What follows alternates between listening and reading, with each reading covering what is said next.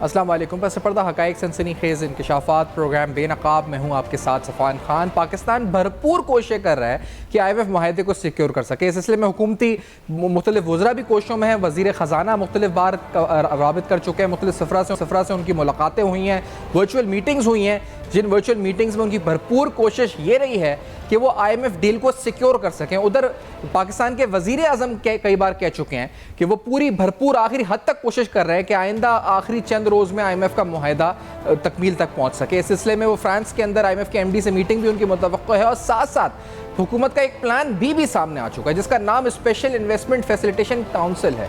इसके तहत भी पाकिस्तान में सरमायाकारी की उम्मीद वाबस्ता की जा रही है। कितनी सरमायाकारी आ सकती है और इससे क्या फ़र्क पड़ेगा, इस पर भी प्रोग्राम में आज की गुफ्तगू होगी। लेकिन इस मुआहदे को पाए तकमील तक पहुँचाने के लिए हुकूमत की आखिरी कोशिशें क्या हैं और अगर ये मुआहदा नहीं होता तो इसका इम्पैक्ट क्या पड़ सकता है। प्रोग्राम का आगाज़ इसी सवाल से करते हैं। मलिक बोस्तान साहब एक्सचेंज कंपनी एसोसिएशन के चेयरमैन प्रोग्राम में साथ मौजूद हैं और हमारे साथ जनाब साले जाफर साहब सीनियर सहाफ़ी तज़-ए-निगार भी प्रोग्राम में मौजूद हैं। दोनों को खुशामदीद कहते हैं। बोस्तान साहब, आप मैं कि अगर जो हुकूमत कोशिश कर रही है और ये मुआहदा स्टाफ लेवल एग्रीमेंट नहीं हो पाता तो क्या आपको लगता है कि इससे गिरावट आ सकती है रुपए में, जो कदर मुस्तहकम हमें कुछ दिन में नजर आया है, या आपको लगता है कि ये कंटिन्यू करेगी जो इस्तेहकाम है इसमें? ये 98 में ये तारीख दोहराई जा चुकी है ऑलरेडी। ये इसी हालात थे पाकिस्तान ने जब एटमी धमाका किया था जी। और IMF ने जो है इनकार कर दिया। जैसे अभी तो ना हाँ ना या ना दरमियान में है ना, तो उस वक्त टोटली उन्होंने कहा जी हम पाकिस्तान को आपने क्योंकि इकनॉमिक सेक्शन लगी अब हम आपको फंड नहीं देंगे। तो उस वक्त तो हमने सर्वाइव किया था और सबसे $400 मिलियन थे। अब तो अल्लाह का शुक्र है $9,000 मिलियन है पाकिस्तान के पास और कोई डिफॉल्ट का दूर दूर तक कोई निशानी खाम खा प्रोपेगेंडे के लिए किया जा रहा है। और भी प्रोग्राम भी शामिल है और हमारा आपको पता है हमने खुद ऑफर किया है गवर्नमेंट पाकिस्तान को $1 बिलियन माना हम ओवरसीज पाकिस्तानी से लेके स्वाप अरेंजमेंट के तहत आपको दे सकते हैं, जो कि 98 में ऑलरेडी हम ये कर चुके थे और $10 अरब हमने हुकूमत को दिए थे 2 साल के लिए इंटरेस्ट फ्री। तो अभी भी हमारी बात हो चुकी है ओवरसीज पाकिस्तानियों से और जो ही ये अप्रूवल होएगा मैं सब लगता है यही है कि हुकूमत पहले जैसे आपने कहा है कि पूरी भरपूर कोशिश करिए कि IMF का मुआहदा हो जाए, हमें दूसरे बी प्लान की तरफ न जाना पड़े। लेकिन अगर उन्होंने नहीं किया तो मैं समझता हूँ हुकूमत ने तैयारी की हुई है और चाइना ने भी पाकिस्तान को ये वादा किया है कि आप सियासी इस्तेकाम लेके आएँ तो हम पाकिस्तान को डिफ़ॉल्ट होने नहीं देंगे। तो इसी तरह माशी पैकेज का जो कल प्राइम मिनिस्टर साहब ने और चीफ साहब ने कहा है कि इसको हम माशी मायदा करेंगे, चार्टर इकानमी की ज़रूरत है और क्या अच्छा हो उसको तमाम सियासी जमातों को मिला के 10 साल का एक रोड प्लान मैप दिया जाए। तो मैं समझता हूँ पाकिस्तान के बहुत अल्लाह ने वसाइल दिए हैं, माला माल है पाकिस्तान वसाइल से। और भाई अला रब्बे कुमात कज़बान की जो जितनी भी चीज़ें हैं पाकिस्तान के अंदर मौजूद है, सिर्फ हमें हिम्मत करनी है और अल्लाह पे भरोसा करें, आपको बाजू पे अपने पाँव पे खड़े होने। तो कोई इतनी बड़ा मुश्किल नहीं है। पाकिस्तान के 14,000 अरब का जो बजट है ये भी हो सकता है, हमारे रिजर्व भी बढ़ सकते हैं, हर चीज़ में हम खुद को फील हो सकते हैं। ज़राअत हमारी अल्लाह ने इतने नवाजा है कि दुनिया का चौथा बड़ा कंट्री है ये, तो इसको नंबर 1 पे भी हम ला सकते हैं। सारी चीज़ें हिम्मत के हैं और जब हिम्मत करते हैं तो अल्लाह आपकी मदद भी करता है। अच्छा, आप ये कह रहे हैं कि डिफ़ॉल्ट का एक सिर्फ ड्रामा है कि ये जो इससे पहले 98 में हम इससे बदतर सूरत हाल देख चुके हैं। लेकिन बोस्तान साहब 98 में या 99 में जो सूरत हाल हमने देखी थी तो उस वक्त जो आलमी हालात थे, जियो पॉलिटिकल सिचुएशन थी, वो कहते हैं साजगार थी और मदद को आ गए थे दूसरे ममालिक। इस दफ़ा सिर्फ चीन है जो अभी तक हमें रोल ओवर या रीफाइनेंस फैसिलिटी दे रहा है। मजमूई तौर पर जो दूसरे ममालिक हैं जैसे अमरीका जिस तरफ हमें हमेशा देखते थे या यूरोपियन ममालिक हैं, वहां से इतनी खातिर खा सपोर्ट नहीं है। तो 1998 और आज के हालात में कितनी ममासलत आप देखते हैं या कितना फर्क आप देखते हैं आलमी सियासी हालात को मद्देनजर रखते हुए? बोस्तान साहब देखो, उसमें से बुरे क्योंकि पाकिस्तान ने एटमी धमाका किया था और पूरा प्रोग्राम रोल बैक करने का बन चुका था पाकिस्तान के डिफॉल्ट कराने के लिए। पाकिस्तानी डॉलर को जो है उसको 44 रुपए का था, 70 की बातें हो रही थी और फिर 100 तक पहुंचाने की साजिश हो चुकी थी। आपके रिजर्व टोटल खत्म हो चुके थे। तो आज तो शुक्र है अभी तक हमारे पास फंड भी हैं, हर चीज़ भी है। और चाइना ने जैसे कहा है कि हम डिफॉल्ट होने दे, सऊदीया भी दी है और $20 अरब की पेशकश भी की हुई है। और उनका कहना है कि हम ठीक है रोल ओवर तो आपके करते हैं लेकिन हम चाहते हैं कि आप पाँव पे खड़े हैं, हम इन्वेस्टमेंट करने को तैयार हैं। ऑयल रिफाइनरी का $20 अरब का उन्होंने MOU साइन किया हुआ, अभी तक हम पॉलिसी नहीं बना सके।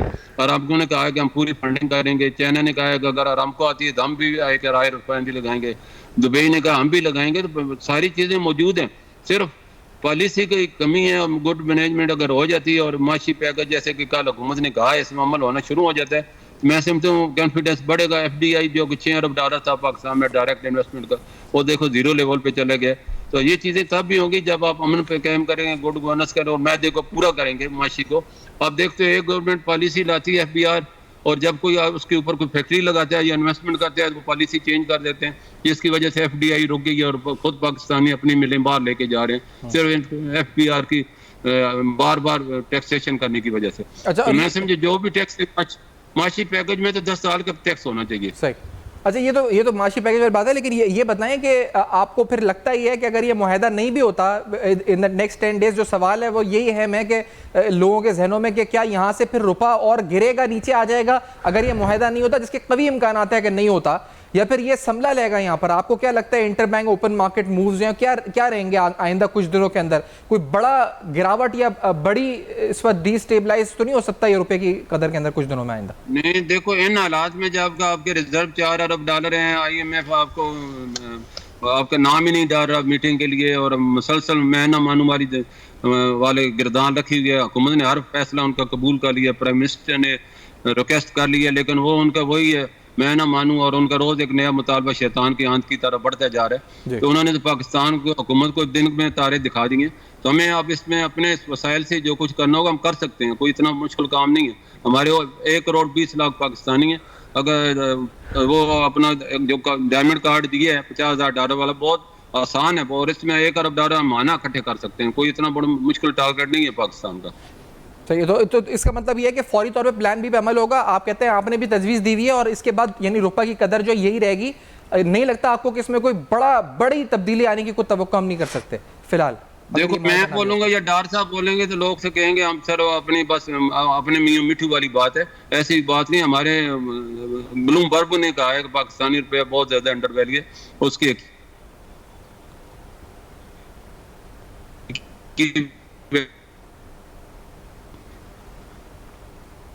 सही।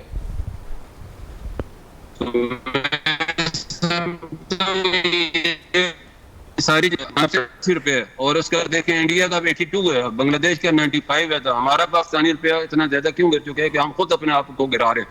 जब हम अपने रुपये की खुद नहीं कदर करें, दुनिया क्या कदर करती है? हम दिन में पाकिस्तानी की मुनाफिकत की ये हालत, दिन में अमेरिका को बाद लोग गाली करते हैं, रात को डॉलर खरीदने आ जाते हैं, अकाउंट सारे डॉलरों में रखे हुए हैं, वीजे सारे अमेरिका के रखे हुए हैं, और दिखावे के लिए मुखालफत करते रहते हैं।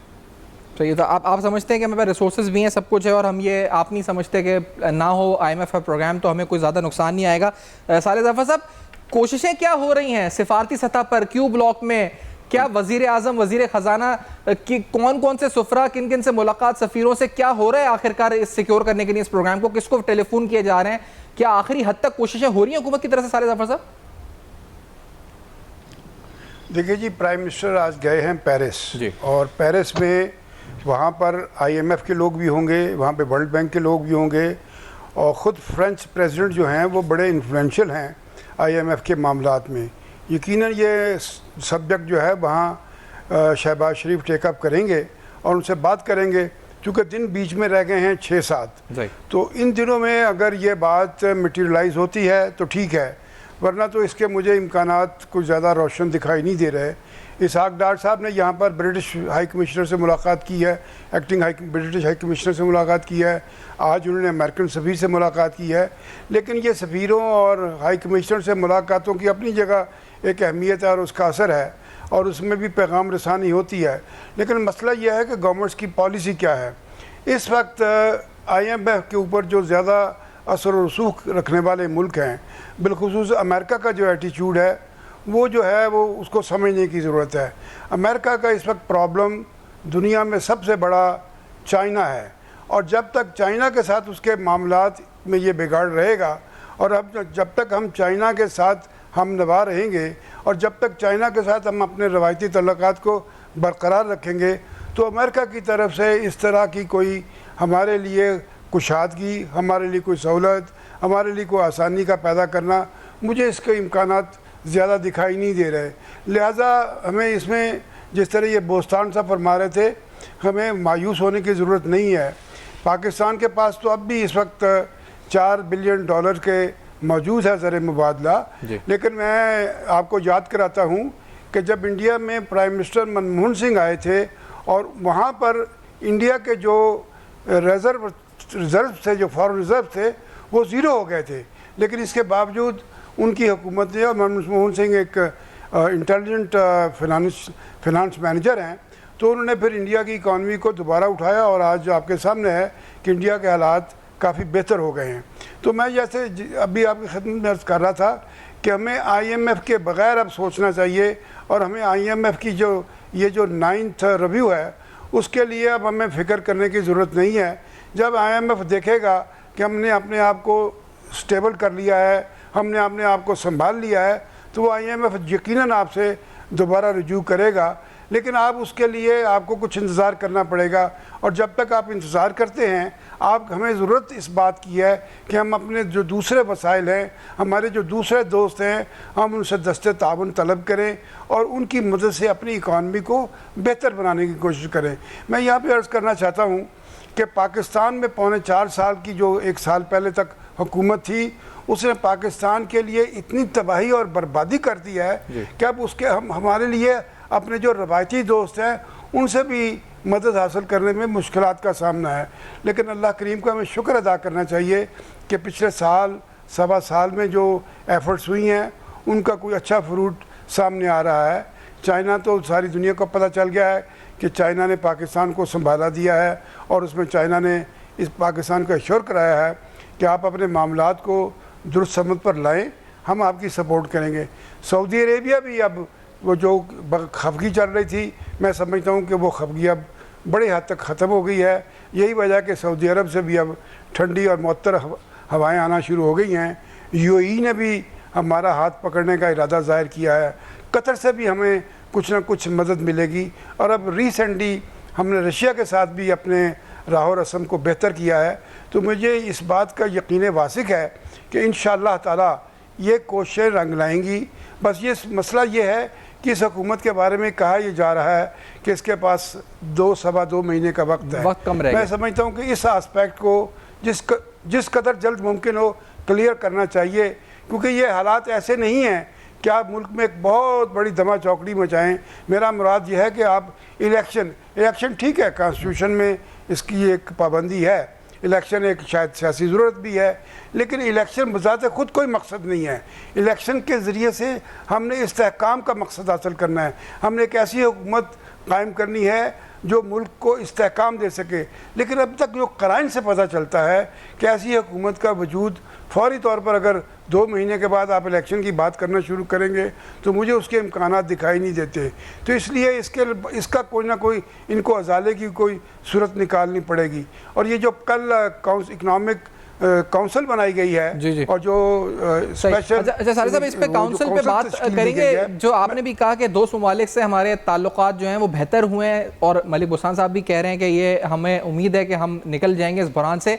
एक ब्रेक के बाद आते हैं और इस पर और इसके मुमकिन हल के ऊपर बात करते हैं। आफ्टर दिस ब्रेक दोनों मेहमान हमारे साथ मौजूद हैं। इस ब्रेक के बाद हमारे साथ रहेगा।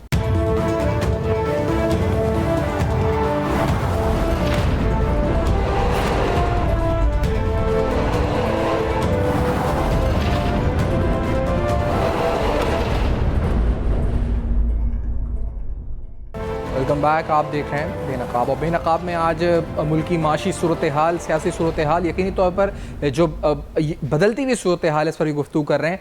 चंद दिन बाकी हैं। IMF का मुआहदा यानी जो स्टाफ लेवल एग्रीमेंट है वो 30 जून को जो IMF का प्रोग्राम है ये ख़त्म हो जाएगा।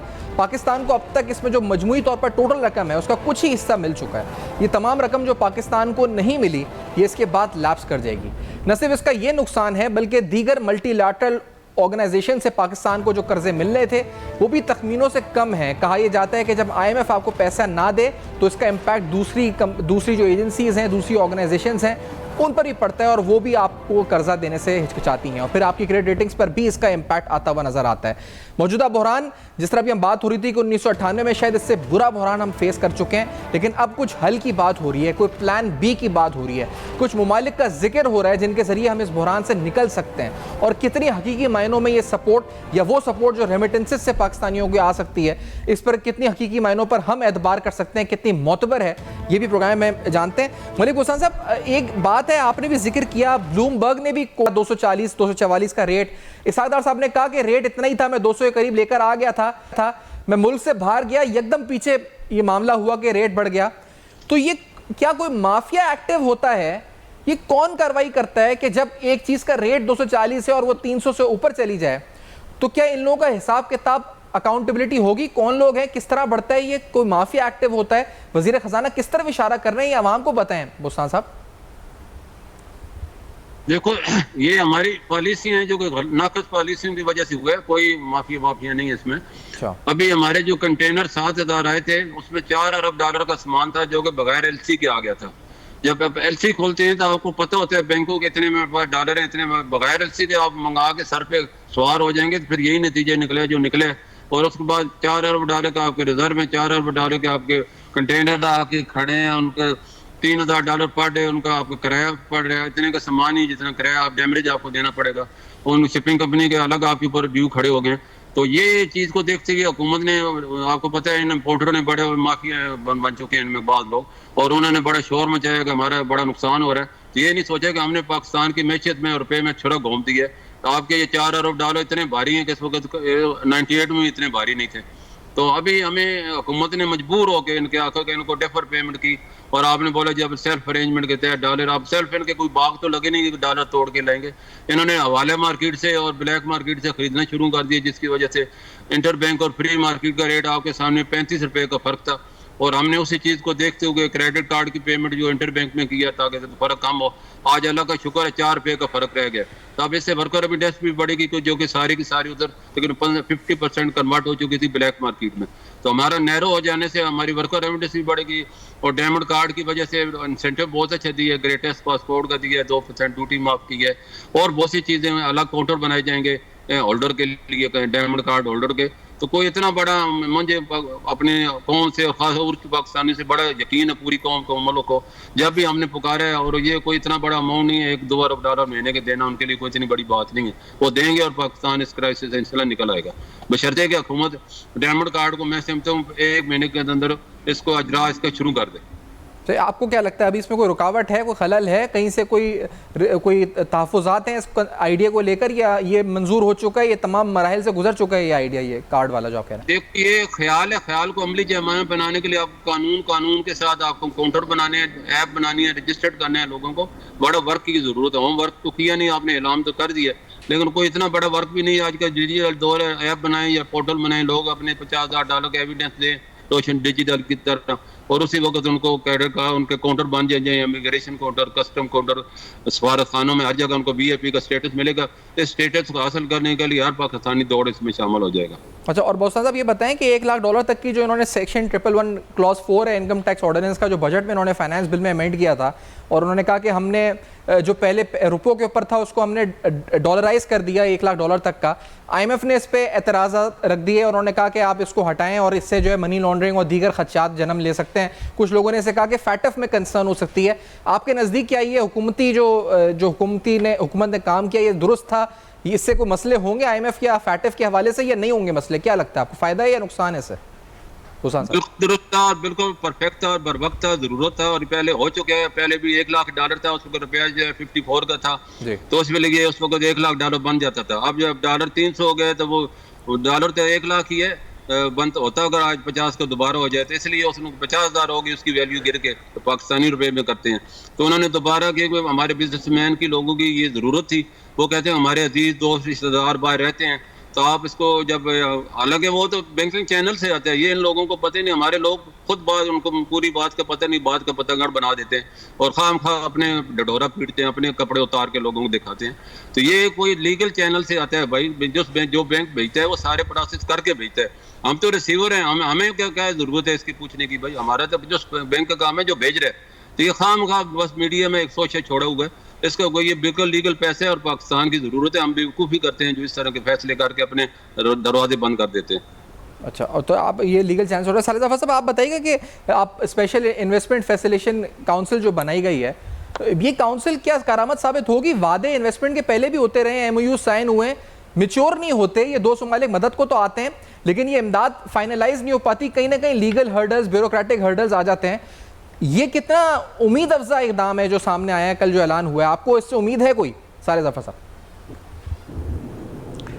गुजारिश ये है जी कि पाकिस्तान में कमोबेश 6-7 साल के बाद हमें ये एक माहौल देखने का मौका मिला है कि जिसमें पाकिस्तान की मुसल्लह फ़ौज और पाकिस्तान की हुकूमत, वो दोनों ही इस इकनॉमिक काउंसिल के, ये जो स्पेशल इन्वेस्टमेंट काउंसिल है, इसके गारंटर हैं और बात पूरे मंसूबे की गई है। इसमें अगर आप देखें पूरा उन्होंने डिटेल्स वर्कआउट की हैं और इसमें जो मियाद है वो 12 साल की है कि 12 साल के अरसे तक ये काउंसिल जो है इसी तरह काम करेगी। इसमें इम्प्रूवमेंट लाने की गुंजाइश रखी गई है, लेकिन इससे पहले जो बॉटल नेक्स थी उन सबको एड्रेस किया गया है कि इसमें सबसे बड़ी जो प्रॉब्लम होती थी वो है वन विंडो की, एनओसी की, कि एनओसी लेने के लिए जो इन्वेस्टर आता है उसको मुश्किलात का सामना होता है, उसको तकरीबन इन्होंने एलिमिनेट करने की इसमें अंडरटेकिंग दी है। देखिए, मुझे याद पड़ता है कि जब ये पिछली हुकूमत आई तो कायदे हिज़्ब इख्तिलाफ के तौर पे जो अब प्राइम मिनिस्टर है, इसने उठकर नेशनल असम्बली में कहा कि जनाब आप बाकी अपनी हरकतें सब करते रहें, लेकिन एक मेहरबानी करें इस मुल्क पर कि एक चार्टर ऑफ इकॉनमी जो है हम आपस में तय कर लेते हैं कि जिसकी जो भी हुकूमत जब भी आए वो उस चार्टर ऑफ इकॉनमी के मुताबिक चले और उसके सियासी मामलात जो हैं आप भले अपने हिसाब से रखें, आपने जो लोगों को मारना, पकड़ना है, दकड़ना है वो अपना करते रहें, लेकिन चार्टर ऑफ इकॉनमी इसलिए कर लें कि इसके बगैर मुल्क की इकॉनमी नहीं चलेगी। मैं समझता हूँ कि ये बड़ी प्रोफेटिक पैगम्बराना बात की थी, क्योंकि 4 साल जब तक उनकी हुकूमत रही पाकिस्तान के ज़िंदगी के हर शोबे में जवाल आया और सबसे ज़्यादा जवाल का सामना पाकिस्तान की मईशत को करना पड़ा। अब अगर ये जो कौंसल बनी है तो इस काउंसिल में जो जितने स्टेक होल्डर्स हैं, तमाम प्रोविंशियल गवर्नमेंट्स भी इसके साथ हैं, तमाम सियासी जमातें भी इसकी पुष्टपनाह हैं। मैं समझता हूँ कि इसके लिए अगर जो कानून साजी की ज़रूरत है उस कानून साजी में भी इनको ताख़ीर नहीं करनी चाहिए और ये बहुत अच्छा साइन है। मुझे तो बतौर एक तालिब इल्म के, सियासत के तालिब इल्म के, मईशत को जो आदमी समझने की कोशिश कर रहा है, मैं उस हैसियत में ये तवक्को करता हूँ कि ये जो काउंसिल है ये पाकिस्तान के लिए अबर रहमत लाएगी और अगर इसके ऊपर अमल होता रहा, अगर खुदा न खास्ता कोई बीच में ऐसा अनसीन कोई बहुत बड़ा बिगाड़ ना आ गया तो ये काउंसिल आप पाकिस्तान के लिए एक अच्छे मुस्तकबिल की एश्योरेंस का बाइस बनेगी। और इस वक्त आपने 1998 की बात की, 1998 में भी पाकिस्तान के न्यूक्लियर प्रोग्राम ही को बहाना बनाकर पाकिस्तान पर मुआशी पाबंदियाँ लगाई गई, पाकिस्तान की मईशत को, पाकिस्तान की माशी शाहराह को उसको घोटने की कोशिश की, उसको ख़त्म करने की कोशिश की। अब भी पाकिस्तान का जो मैं समझता हूँ कि पाकिस्तान का जो न्यूक्लियर प्रोग्राम है फिर वही टारगेट पे है। अगर खुदा न खास्ता आज से 1.25 साल पहले वो पिछली हुकूमत ना ख़त्म की होती तो आज तक वल्लाह आलम बिस्वाब पाकिस्तान के न्यूक्लियर प्रोग्राम का क्या असर हो चुका होता। लेकिन ये मकाम गनीमत है। मैं समझता हूँ कि हमें इस बात के लिए अल्लाह ताला का शुक्र अदा करना चाहिए कि देर से हुआ लेकिन खराबी ये जो फैसिलिटेशन काउंसिल है खराबी को ख़त्म करने के लिए मुफाहमत हो गई है। ये फरमाइएगा क्योंकि जिस तरह आपने कहा कि तमाम सियासी जमातें, प्रोविंशियल गवर्नमेंट, मुराद अली शाह साहब तो थे यहाँ पर, लेकिन हमें इत्तला ये है कि वफाकी वज़रा पीपल्स पार्टी के इसमें शरीक नहीं हुए। तो क्या ये सियासी ओनरशिप इसको है कंप्लीट तमाम जो पीडीएम की गवर्नमेंट या उनके इत्तेहादियों की तरफ से या नहीं है? इसमें भी देखें कि कुछ इख्तिलाफ है यहाँ पर नज़र आ रहा है क्या? सारे ज़फ़र साहब, गुजारिश यह है कि ये इकानमी एक ऐसा सब्जेक्ट है जिसके ऊपर कोई सियासी जमात अफोर्ड नहीं कर सकती कि इसे डिफर करे। खुदा न खासा ये तो नहीं है ना कि ये पाकिस्तान मुस्लिम लीग नून को या जमीयतुल उलमा इस्लाम को या किसी और पार्टी को इसका फ़ायदा होना है। ये पाकिस्तान के मजमूई मफाद में है। और आपको जैसे पता है कि पीपल्स पार्टी का जो स्ट्रॉन्ग होल्ड है वो तो सिंध का प्रोविंस है और सिंध में भी कराची को बड़ी अहमियत हासिल है। जब अगर पाकिस्तान के तमाम इंडस्ट्रियल जो शोबे हैं, पाकिस्तान के सनती शोबे के लोग, पाकिस्तान के तजारती शोबे के लोग, वो सब इसको सपोर्ट कर रहे हैं। अगर वो इसको सपोर्ट करेंगे तो डेफिनेटली पीपल्स पार्टी के लिए ये मुमकिन नहीं होगा कि वो अपनी सियासी वजूहत से बेशक फासला रखें, इख्तलाफ करें। लेकिन ये एक ऐसा मामला है जिसको बाहर तौर सियासत से बालातर और सियासत से अलग रखना चाहिए। और मुझे एतमाद है, यकीन है कि पीपल्स पार्टी की लीडरशिप अब ऐसे हाथों में आ रही है, ऐसे लोगों के पास आ रही है जिनको इस बात का अच्छी तरह शऊर है कि पाकिस्तान की इकॉनमी के साथ अब जो मजाक हो चुका है उसको अब बंद होना चाहिए। सही। और बुस्तान साहब, आप कितने पुरुमीद हैं, क्योंकि आपने जिस तरह कहा कि ये कार्ड बनाकर और रेमिटेंसेस और बाहर से जो पाकिस्तान को पैसा आ सकता है, दूसरा ये फैसिलिटेशन काउंसिल भी क़याम पजीर हुई है, इसको भी कहा जा रहा है कि एक जामे हिकमत अमली है पाकिस्तान की मईशत को रिवाइव करने के लिए। इससे पहले बहुत वादे वईद हुए, बहुत से मुआहदे MOUs हुए, अमली तौर पर वो मुकम्मल नहीं हो सके, कहीं ना कहीं ताखीर आ गई। हम सऊदी रिफाइनरी की बात करें या दीगर इन्वेस्टमेंट्स की बात करें, क्या इस दफ़ा कुछ अलग होगा या वही होगा आपकी नज़र में? नहीं, ये बिल्कुल अलग होगा। जैसे इन्होंने फरमाया, बिल्कुल ये पूरे पाकिस्तान की ज़रूरत है। इसके जो अख्तलाफ करते हैं वो मसला पाकिस्तान का दुश्मन है मेरी नज़र में। तो मैशियत है तो पाकिस्तान है, मैशियत नहीं होगी तो आप पाकिस्तान चला ही नहीं सकते। इसलिए इसके लिए ज़रूरी था माशी पैकेज होना। और मैं जैसे मैंने पहले कहा, इसके लिए तमाम सियासी लीडरों को जो है आपस में डेड लॉक तोड़ के सर जोड़ें और पाकिस्तान को मैशियत को बचाएं। मैशियत होगी तो हम एटमी बम भी रख सकेंगे, फौज भी पाल सकेंगे। मैशियत नहीं होगी तो हर चीज़ आपकी रस्सी की तरह रेजा रेजा हो जाएगी। और वो कितनी बड़ी सुपर पावर थी, एटमी पावर थी, लेकिन एक वक्त में उसको सब तोड़ना पड़ा क्योंकि वो इस काबिल नहीं रहे कि फौज को पाल सके। तो हमारी प्लान यही था, लेकिन ये अल्लाह ने बड़ा करम किया है, पाकिस्तान को इससे बचा लिया। हालांकि ये पूरे पाकिस्तान के दुश्मनों का प्लान था कि सिविल वार करके पाकिस्तानी सबसे यूएनए की फौज आ जाएगी और पाकिस्तान के एटमी जितने भी असास हैं उन पर कब्जा करेगी और पाकिस्तानी फौज को जो है सारा टेक ओवर कर लेगी। तो ये अल्लाह ने हमें बचा लिया, उससे अल्लाह ने बड़ा करम किया पाकिस्तान पे। इसका हमें शुक्राने के नफल अदा करना चाहिए। और ये इकनॉमिक काउंसिल बनी है, इस पर अमल करना चाहिए। और लॉन्ग टर्म जो 12 साल दी है बिल्कुल सही है। इसमें कोई अगर इख्तलाफ करता है तो उसको मैं समझते सियासत करने का भी कोई हक नहीं है। सही। और साले साहब, इस पे आपको आर्मी चीफ का किरदार किस तरह नजर आता है? ये बोस्तान साहब ने, माफ कीजिएगा, आप अब बाद में अपना सवाल कीजिएगा। ये बोस्तान साहब ने अभी जिक्र फरमाया सोवियत यूनियन का। सोवियत यूनियन फौज की वजह से नहीं टूटा, सोवियत यूनियन टूटा है पॉलिटिकल विल में खराबी की वजह से। वहाँ पर ऐसे सियासी लोग आ गए थे जिन्होंने सोवियत यूनियन को बतौर एक वहादत के बाकी रखने में कोई दिलचस्पी नहीं थी। नतीजा ये निकला, उन्होंने अपनी अपनी सियासत शुरू कर दी और उसके नतीजे में सोवियत यूनियन टूटा। ये ठीक बात है कि सोवियत यूनियन की इकानमी का प्रॉब्लम था, लेकिन वो इकानमी का मैं नहीं समझता कि फ़ौज से कोई ताल्लुक था। फ़ौज तो उनकी उसी तरह अब भी है और ना उसकी स्ट्रेंथ में उन्होंने कोई कमी की है, ना उन्होंने अपना कोई असला ख़त्म किया है। उनका उसी तरह से वो जो इनहेरिट किया है मॉस्को ने, उसको अब उसी तरह है। वो उसका रीज़न जी जी जी जी। और इस इन्वेस्टमेंट काउंसिल को लेकर और मईशत को लेकर, IMF प्रोग्राम को लेकर, जो हमारे जिनको ताकतवर हल्के कहा जाता है, कितने संजीदा हैं और क्या उनकी भी काविशें हैं और क्या काविशें हैं, ये बताएं जरा सालिद अफा साहब। मैं समझता हूँ कि ये जो जी जी मेरी दानिश के मुताबिक ये जो फौज की तरफ से इस मौके के ऊपर, हालांकि उन्होंने बिल्कुल खुले लफ्ज़ों में ऐलान किया था कि हमारा सियासत से कोई लेना देना नहीं होगा, हम इनके साथ इस तरह कंधा से कंधा मिलाकर नहीं चलेंगे जैसे माजी में 1 पेज का एक राग लापा जाता था। लेकिन अब चूँकि फ़ौज ने ये महसूस किया है कि पाकिस्तान के मुआशी हालात इस कदर दिगुरगू हो रहे हैं, ख़राबी इस हद तक जा रही है कि अब उसको संभालना चाहिए और उसमें हमें अपना किरदार अदा करना चाहिए। मैं आपको एक बात अर्ज़ करना चाहता हूँ कि ये पाकिस्तान ही नहीं, दुनिया भर में पाकिस्तान के बारे में एक तासुर है कि जिस मंसूबे के बारे में, जिस जो इनिशिएटिव पाकिस्तान से लिया जाता है, अगर उसकी पुष्टपनाह पे फ़ौज मौजूद हो तो वो इनिशिएटिव, वो मंसूबा यकीनन कामयाब होता है। क्योंकि फ़ौज का एक ऐसा अदारा है, एक तो इनके पास बड़ी डिसिप्लिन काउंसलिंग होती है, एडवाइस होती है, फिर उसके बाद उन लोगों ने बहुत वर्किंग की है। और पाकिस्तान की जो इकॉनमी है, जहाँ मेरे और आपके मुआशी मसाइल का इनसे ताल्लुक़ है, वहाँ पर फ़ौज का भी। और जब फ़ौज की हम बात करते हैं तो फ़ौज सिर्फ तनख्वाहों का और फ़ौज सिर्फ वर्दियों का नाम नहीं है, फ़ौज पाकिस्तान के दिफा का नाम है। पाकिस्तान के दिफा के लिए हमारी फ़ौज की हमें ज़रूरत है और उस दिफा को मुस्तहकम और मजबूत रखने के लिए, उसको नाकाबिल तस्खीर बनाने के लिए ये बहुत ज़रूरी है कि मईशत में सुधार लाया जाए।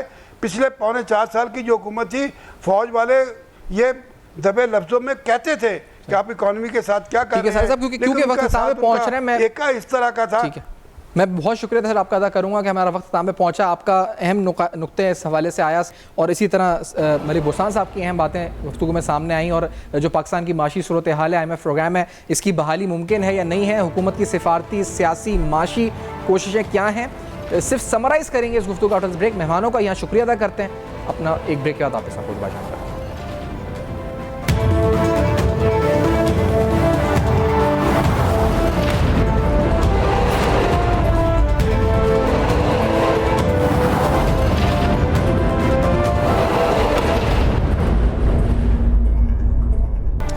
Welcome back. आप देख रहे हैं बेनकाब में आज पाकिस्तान की सियासी माशी सूरत हाल पर गुफ्तगू करी। IMF प्रोग्राम ख़त्म होने में चंद दिन बाकी, ये प्रोग्राम या अमाउंट जो पाकिस्तान को नहीं मिली, अगर बहाल नहीं होता, स्टाफ लेवल एग्रीमेंट नहीं होता in the next few days, जिसकी भरपूर कोशिशें की जा रही हैं सिफारती सियासी माशी सतह के ऊपर, तो फिर अमाउंट लैप्स कर जाएगी। क्या इसका असर होगा पाकिस्तान की करेंसी के ऊपर और हुकूमत का प्लान भी आखिरकार क्या है, सियासी हलकों में क्या बातें हो रही हैं, सिफारती ज़राए से क्या कोशिशें हो रही हैं, इन तमाम पर आज के प्रोग्राम में हुई गुफ्तगू। फीडबैक आप हमारे फेसबुक, ईमेल्स और ट्विटर पर जो आपके सामने फ्लैश कर रहे हैं, देखते रहिएगा। अब तक अपना बहुत ख्याल रखिए।